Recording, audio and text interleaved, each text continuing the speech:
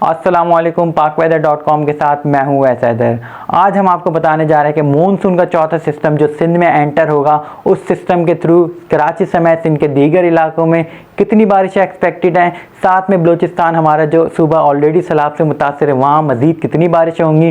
पंजाब, गिलगित बल्तिस्तान, कश्मीर और खैबर पख्तूनख्वा में आइंदा आने वाले दिनों में कितनी बारिशें एक्सपेक्टेड हैं।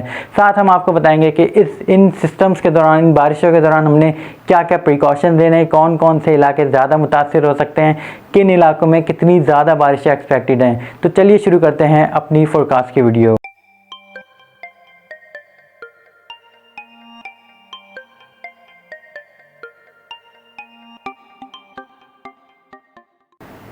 इस वक्त के करंट सिचुएशन की अगर बात की जाए तो इस वक्त खलीज बंगाल में बनने वाला हवा का कम दबाव भारत के शिमाली इलाकों में मौजूद है, जो आहिस्ता आहिस्ता वेस्ट की जानिब मूव करे। साथ में जो है मानसून करंट्स पंजाब में दाखिल हो रहे हैं, जो पंजाब में बारिशों का सबब बन रहे हैं। पंजाब के अलावा खैबर पख्तूनख्वा से भी अच्छी बारिशों की इत्तलात मौसूल हो रही है।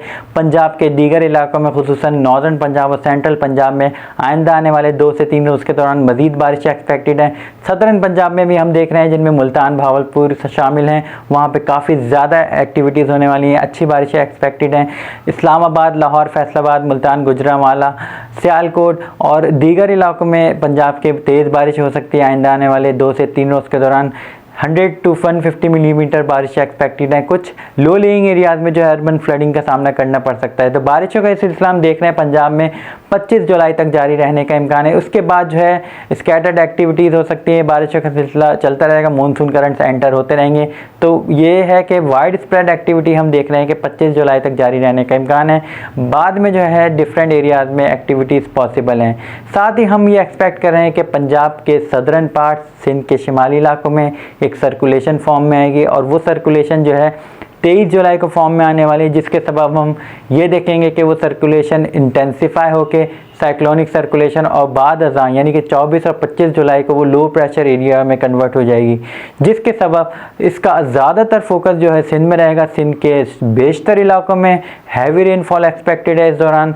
कराची समेत सिंध के जनूबी इलाकों में भी तेज़ बारिश होंगी। सेंट्रल सिंध में भी काफ़ी ज़्यादा हैवी रेनफॉल होने वाली। आने वाले मानसून के चौथे सिस्टम का ज़्यादातर फोकस जो है सिंध में होने वाला है, यानी कि सिंध के बेशतर इलाकों में तेज़ बारिश होंगी। फ्लैश फ्लडिंग का ख़तरा है। 23 जुलाई से लेके 27 जुलाई तक मूसलाधार बारिश एक्सपेक्टेड है। अपर सिंध से लेके लोअर सिंध तक वाइड स्प्रेड एक्टिविटीज़ होंगी। ख़ास तौर पे मानसून बारिशों का फोकस जो है सिंध में वो 24 जुलाई से लेके 26 जुलाई तक रहेगा। यानी कि एक्टिविटीज़ जो है वाइड स्प्रेड एक्टिविटीज़ हम इस ड्यूरेशन के दौरान देख रहे हैं। बाकी बारिशों का सिलसिला 23 जुलाई से शुरू होकर 27 जुलाई तक जारी रहने का इम्कान है।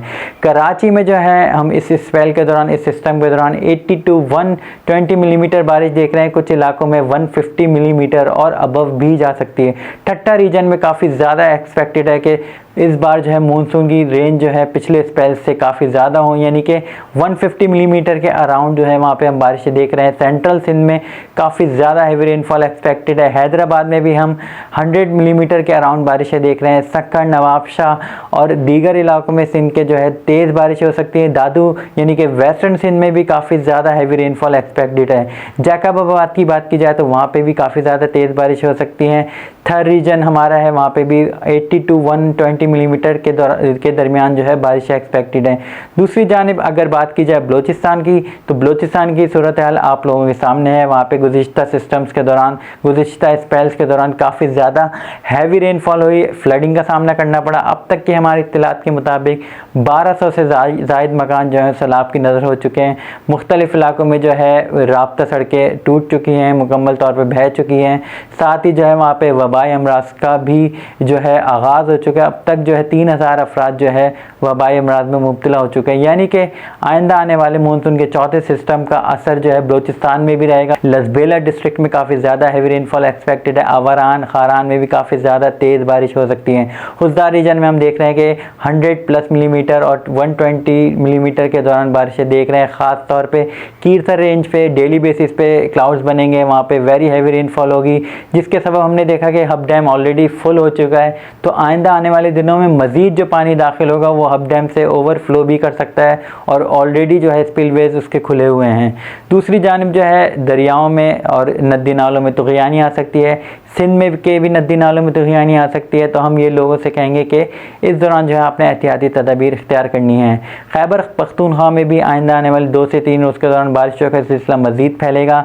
24 और 25 जुलाई को बारिशें वाइड स्प्रेड एक्टिविटीज़ होंगी। पेशावर, कोहाट, एबटाबाद और सवाबी में भी तेज़ बारिश एक्सपेक्टेड है। इस दौरान पेशावर में जो है 80 मिलीमीटर के करीब भी बारिश हो सकती है। तो अब देखना ये होगा कि हमने इस दौरान अपने जो प्रिकॉशंस लेने हैं वो क्या लेने हैं। सबसे पहले हमने जो है दीवारों से दूर रहना है, जो कच्ची दीवारें, कच्चे मकानात से दूर रहना है। दरख्तों के नीचे जो है बिल्कुल नहीं खड़े होना, क्योंकि थंडरस्टॉर्म एक्टिविटीज़ के दौरान लाइटनिंग पॉसिबल होती है। और कराची में भी गुज़िश्ता दिनों हमने देखा कि बिजली गिरने से काफ़ी ज़्यादा लोग मुतासिर हुए, बच्चों की हलाकतें भी हुई। साथ में जो है वाटर लॉगिंग जब होती है, यानी जब वाटर की एक्यूमुलेशन रोड पे हो जाती है तो हमें पता नहीं चलता कि कहाँ गड्ढे हैं, कहाँ नाला है। तो इन सिचुएशन से बचने के लिए जब भी तेज़ बारिश हो या अर्बन फ्लडिंग की सूरत हाल हो तो आप एक तरफ खड़े हो जाएं और गाड़ियां बिल्कुल ना चलाएं। और कोशिश करें कि जब बारिश रुक जाए तो उसके बाद जो है अपनी आप ट्रैवलिंग का दोबारा आगाज़ करें। और विजिबिलिटी कम हो जाती है, जिसकी वजह से हम आप लोगों को ये कहेंगे कि विजिबिलिटी बारिश के दौरान अगर कम हो तो उस दौरान आपने ड्राइविंग बिल्कुल नहीं करनी। साथ में हम आपको बताते चलें कि जितने भी साइन बोर्ड्स हैं या जितने भी बिल बोर्ड्स हैं उनसे आपने दूर रहना है, क्योंकि बारिश शुरू होने से पहले आंधी भी चल सकती है और उस दौरान जो है साइन बोर्ड भी गिर सकते हैं। अब तक जो है मानसून की सूरत हाल आपके सामने काफ़ी ज़्यादा नुकसानात हो चुके हैं, तो बराए करम आपने प्रिकॉशन प्रॉपर लेनी है और इंशाअल्लाह ताला हम जो है हादसा से महफूज रहेंगे। अल्लाह ने चाहा तो ये बारिशें जो है हमारे लिए अब्र रहमत साबित होंगी।